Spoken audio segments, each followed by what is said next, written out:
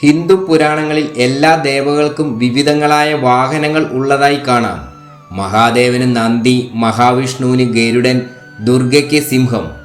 നിരവധി വാഹനങ്ങളെപ്പറ്റിയുള്ള പലവിധ വർണ്ണനകൾ പുരാണങ്ങളിൽ പറഞ്ഞിരിക്കുന്നു. ഇവർക്ക് എങ്ങനെ ഈ വാഹനങ്ങൾ ലഭിച്ചു? ദേവകളുടെ വിവിധങ്ങളായ വാഹനങ്ങൾ. ഏവർക്കും ഇതിഹാസ എപ്പിക്കിലേക്ക് സ്വാഗതം.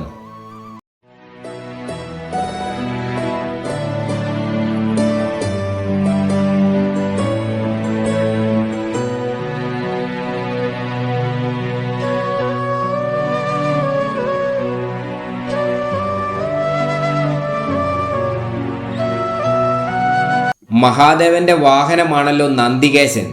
സ്വാത്വിക സ്വഭാവമുള്ളവനും ശിവഭക്തനും ജ്ഞാനിയുമായിരുന്ന നന്ദിയുടെ ജനനത്തെപ്പറ്റിയുള്ള കഥ ഇപ്രകാരം. ശിലാദനൻ എന്ന മഹർഷിക്ക് പുത്രന്മാരില്ലാത്തതിനാൽ വളരെയധികം ദുഃഖിച്ചു. പുത്രലബ്ധിക്കായി അദ്ദേഹം മഹാദേവനെ തപസ് ചെയ്ത് പ്രസാദിപ്പിച്ചു. മഹാദേവൻ മഹർഷിക്ക് പുത്രലബ്ധിക്കുള്ള വരം നൽകി.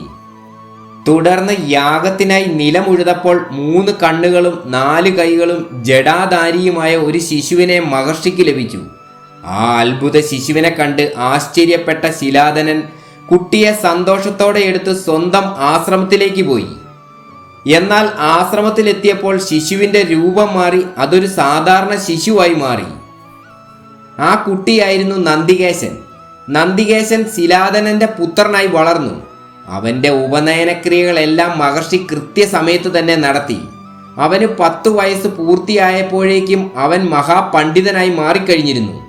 ഒരിക്കൽ മിത്രാവരുണന്മാരെ കണ്ടുമുട്ടി അവരിൽ നിന്നും തനിക്ക് കുറച്ചു നാളത്തെ ആയുസ് കൂടിയേ ഉള്ളുവെന്ന് മനസ്സിലാക്കിയ നന്ദികേശൻ മഹാദേവനെ തപസ് ചെയ്ത് പ്രസാദിപ്പിച്ചു. മഹാദേവൻ നന്ദികേശൻ അമരത്വം നൽകുകയും തൻ്റെ പുത്രന്മാരിൽ ഒരുവനായി സ്വീകരിക്കുകയും ചെയ്തു. ഭഗവാനെ എപ്പോഴും കണ്ടുകൊണ്ടിരിക്കുവാനുള്ള ഭാഗ്യം തനിക്ക് തരണമെന്ന് അപേക്ഷിച്ച നന്ദിയോട് ഭഗവാൻ ഇപ്രകാരം പറഞ്ഞു: നിന്റെ ആഗ്രഹം എത്രയും വേഗം സഫലമാകട്ടെ. നീ സദാ എൻ്റെ മുൻപിൽ തന്നെ ഇരുന്നു കൊള്ളുക. എൻ്റെ ഭൂതഗണങ്ങളുടെ നായകനായി നീ ഇവിടെ തന്നെ വസിച്ചു കൊള്ളുക. അന്നു മുതൽ നന്ദി ഭഗവാൻ ശ്രീ പരമേശ്വരൻ്റെ ഭൂതഗണങ്ങളിൽ പ്രമുഖ സ്ഥാനം നേടി. ഭഗവാന്റെ വാഹനമായി മാറി. മരുത്തുക്കളുടെ പുത്രിയായ സുയശയാണ് നന്ദിയുടെ പത്നി. അതീവ ബലവാനായ നന്ദീശൻ നിരവധി പ്രമുഖരുമായി ഏറ്റുമുട്ടി. ഒരിക്കൽ രാവണനുമായും ഹനുമാനുമായും നന്ദികേശൻ ഏറ്റുമുട്ടിയിരുന്നു. ലോകപാലകനായ ഭഗവാൻ മഹാവിഷ്ണുവിൻ്റെ വാഹനമാണ് ഗരുഡൻ. പക്ഷികളുടെ രാജാവെന്ന് ഗരുഡനെ വിളിക്കപ്പെടുന്നു. കശ്യപ മഹർഷിയുടെ അനുഗ്രഹത്താൽ വിനതയ്ക്കും കദ്രുവിനും പിറന്ന സന്താനങ്ങളായിരുന്നു ഗരുഡ ഭഗവാനും നാഗങ്ങളും. തന്നെ ശുശ്രൂഷിച്ചതിൽ പ്രസന്നനായ കശ്യപ മഹർഷി വിനതയോടും കദ്രുവിനോടും എന്ത് വരം വേണമെന്ന് ചോദിച്ചു. കരുത്തരായ 1000 നാഗങ്ങളെ പുത്രന്മാരായി വേണമെന്ന് കദ്രു ആവശ്യപ്പെട്ടു. കദ്രുവിൻ്റെ പുത്രന്മാരെക്കാൾ വീരപരാക്രമിയായ 2 പുത്രന്മാരെ തനിക്ക് വേണമെന്ന് വിനത ആവശ്യപ്പെട്ടു. അതുപ്രകാരം കദ്രുവിനും 1000 നാഗങ്ങളും വിനതയ്ക്ക് ഗരുഡനും സൂര്യഭഗവാന്റെ തേരാളിയായ അരുണനും പുത്രന്മാരായി. പിറന്നതു മുതൽ നാഗങ്ങളും ഗരുഡനും ശത്രുക്കളായിരുന്നു. അതിനു കാരണം ഗരുഡന്റെ പിറവിക്ക് മുൻപ് അദ്ദേഹത്തിൻ്റെ മാതാവായ വിനതയെ കദ്രുവും മക്കളായ നാഗങ്ങളും കൂടി ചതിയിലൂടെ അവരുടെ ദാസിയാക്കിയിരുന്നു. അതിനാൽ തന്നെ സ്വന്തം മാതാവിനെ ചതിച്ച കദ്രുവിനോടും മക്കളോടും ഗരുഡന് പകയായിരുന്നു. ഒടുവിൽ സ്വർഗത്തിൽ ചെന്ന് അമൃത് കൊണ്ടുവന്ന് കദ്രുവിനും മക്കൾക്കും നൽകിയാണ് ഗരുഡൻ മാതാവിൻ്റെ ദാസ്യം അവസാനിപ്പിച്ചത്. പിന്നീട് ഗരുഡൻ മഹാവിഷ്ണുവിനെ തപസ് ചെയ്ത് പ്രസാദിപ്പിച്ച് അദ്ദേഹത്തിൻ്റെ വാഹനമായി മാറി. പുരാണങ്ങളിൽ അതിശക്തനായാണ് ഗരുഡനെ കണക്കാക്കുന്നത്. ഒരിക്കൽ ഗോമന്ത പർവ്വതം കാണുവാൻ തിരിച്ച ശ്രീകൃഷ്ണന്റെ കിരീടം ഒരു ദാനവൻ അപഹരിച്ചുകൊണ്ടുപോയി. വിഷ്ണു ഭക്തനായ ഗരുഡൻ ഉടൻ തന്നെ പറന്നു ചെന്ന് ദാനവനെ തോൽപ്പിക്കുകയും കിരീടം ശ്രീകൃഷ്ണന്റെ മുൻപിൽ കൊണ്ടുചെന്ന് വയ്ക്കുകയും ചെയ്തു. രാമരാവണ യുദ്ധത്തിൽ വെച്ച് ഇന്ദ്രജിത്ത് പ്രയോഗിച്ച നാഗാസ്ത്രത്താൽ മോഹിതരായി ലക്ഷ്മണ സുഗ്രീവാദികളും സകല വാനരന്മാരും നിലം പതിച്ചു. ശ്രീരാമൻ ഗരുഡനെ സ്മരിച്ചു. ഉടൻ തന്നെ ഗരുഡൻ പറന്ന് യുദ്ധഭൂമിയിൽ വരികയും നാഗപാശം കൊത്തിമാറ്റുകയും ചെയ്തു. ദക്ഷ പ്രജാപതിയുടെ 4 പുത്രിമാരെ ഗരുഡൻ വിവാഹം കഴിച്ചു. മഹാദേവന്റെയും പാർവതിയുടെയും പുത്രനായ ഗണപതിയുടെ വാഹനം മൂഷികനായ കഥ ഇപ്രകാരം. ഒരിക്കൽ മൂഷികൻ എന്ന് പേരായ ഒരു അസുരൻ ഉഗ്രമായ തപസ്സിലൂടെ ശക്തിമാനാകാൻ ആഗ്രഹിച്ചു. അസുരന്മാരുടെ ഇഷ്ടദേവനായ മഹാദേവനെയാണ് മൂഷികൻ ഉപാസിച്ചത്. ഏകാന്തമായ ഒരു ഗുഹാന്തർഭാഗത്ത് നമശിവായ മന്ത്രം ഉരവിട്ടുകൊണ്ട് തപസ് ആരംഭിച്ചു. തപസ് അനേകം വർഷങ്ങൾ നീണ്ടുനിന്നു. അസുരൻ അന്നപാനീയാദികൾ വെടിഞ്ഞും തൻ്റെ തപസ് തുടർന്നു.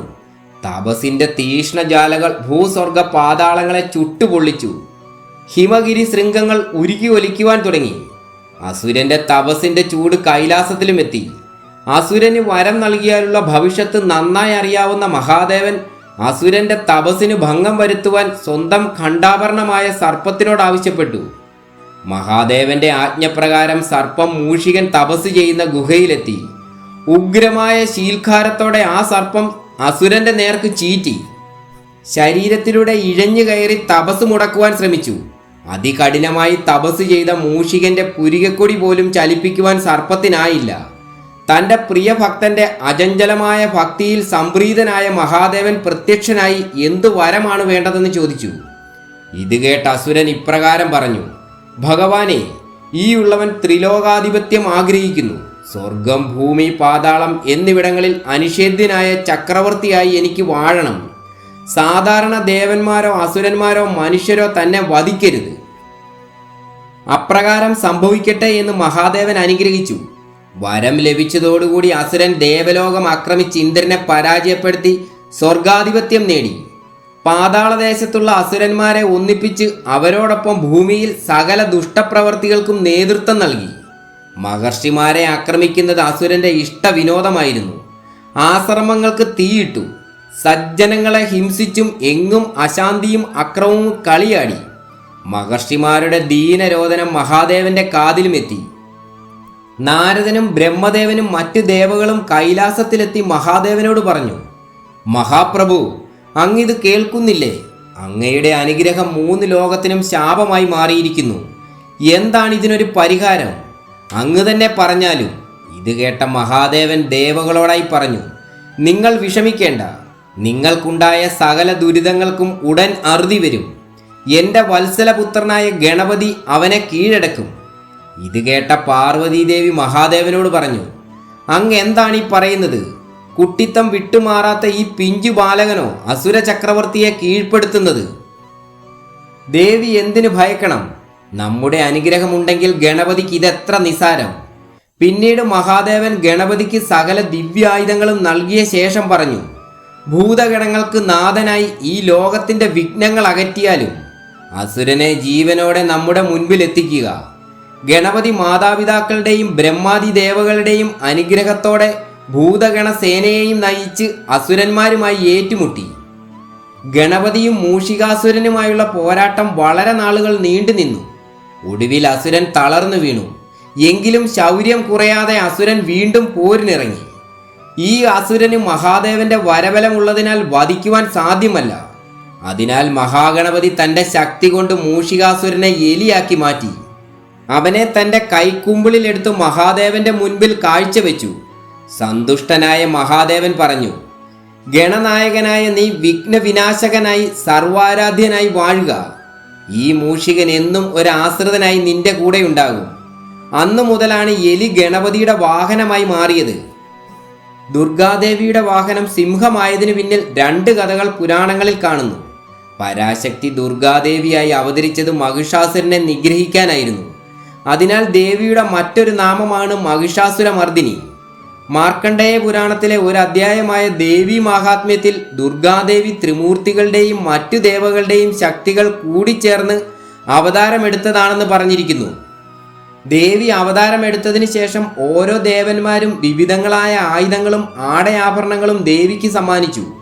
മഹാദേവൻ ത്രിശൂലവും മഹാവിഷ്ണു സുദർശന ചക്രവും, വരുണദേവൻ ശംഖും, അഗ്നിദേവൻ വേലും, വായുദേവൻ വില്ലും അമ്പൊടുങ്ങാത്ത ആവനാഴിയും, ഇങ്ങനെ സകല ദേവകളും നിരവധി ദിവ്യമായ ആയുധങ്ങളും ദേവിക്ക് നൽകി.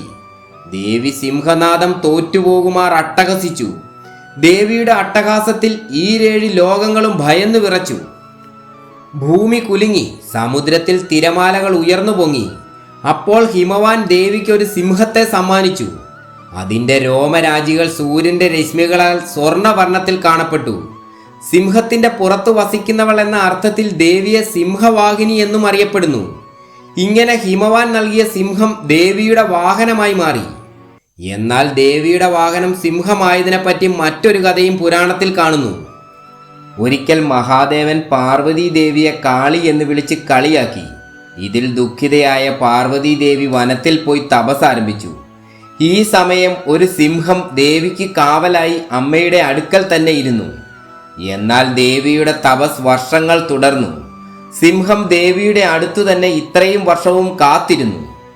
ഒടുവിൽ മഹാദേവൻ ദേവിയുടെ മുൻപിൽ വരികയും അടുത്തു കാണുന്ന നദിയിൽ കുളിച്ചു വരുവാൻ ആവശ്യപ്പെടുകയും ചെയ്തു. അപ്രകാരം ചെയ്തപ്പോൾ ദേവിയുടെ കാളി രൂപം മാറി അതീവ സൗന്ദര്യവതിയായി മാറി. ദേവി തപസ്സു ചെയ്ത 2 വർഷവും ദേവിക്ക് കാവലായി നിന്ന സിംഹത്തെ അനുഗ്രഹിച്ച ശേഷം ദേവി ആ സിംഹത്തെ തൻ്റെ വാഹനമാക്കി. ഇപ്രകാരമാണ് ദുർഗാദേവിക്ക് സിംഹം വാഹനമായത് എന്ന് മറ്റൊരു കഥ.